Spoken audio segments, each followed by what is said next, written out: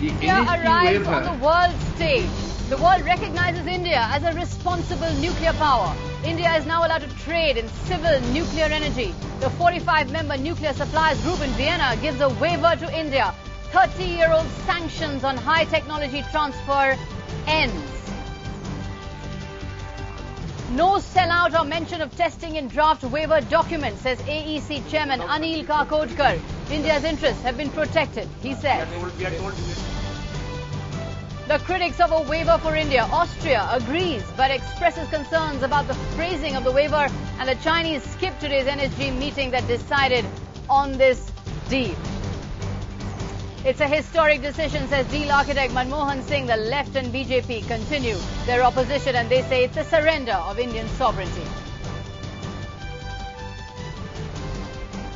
It's a revolutionary day, whichever way you look at it, in the history of Indian foreign policy. Technology denied to us for 3 decades will now come flooding into India's door, spurring huge manufacturing. The nuclear suppliers cartel in Vienna gives India an entry ticket to the big league. Let's bring you up to speed on all the other news at this hour. One person is killed in police firing in Srinagar as violence flares up again in Kashmir over the Amarnath land issue. Land for land could be the way out of the Shingur deadlock. Another day of talks ends. The Bengal government and the Trinamool Congress look to hammer out a solution in the next 48 hours. Asif Ali Zardari is elected Pakistan's 12th president. He promises to take forward the Benazir legacy after winning by an overwhelming majority. Our big news of the day. India's more than 30-year nuclear isolation has ended.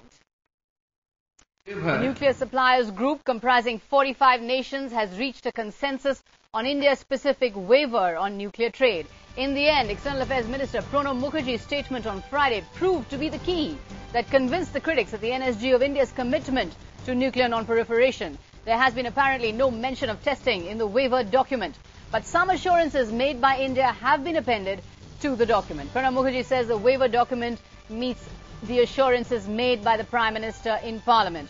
Austria, one of the major critics of the waiver, has also come round, though it still has some concerns over the phrasing of the waiver.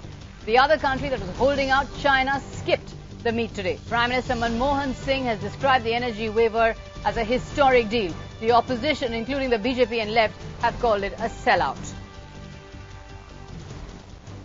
External Affairs Minister Pranab Mukherjee says the waiver is in accordance with the assurances given by the Prime Minister to Parliament. The NSG waiver is a unique development that has been achieved in accordance with the commitment given to Parliament and the people of India and is consistent with India's national interest. I would like to take the opportunity to place on record government's deep appreciation, in particular for the untiring efforts of the United States, France, United Kingdom and Russia throughout this process, and also the support received from the present and previous chairs of the NSG, Germany, South Africa and Brazil. I would like to thank in particular President Bush and Secretary of State Condoleezza Rice for their personal commitment and contribution to this process.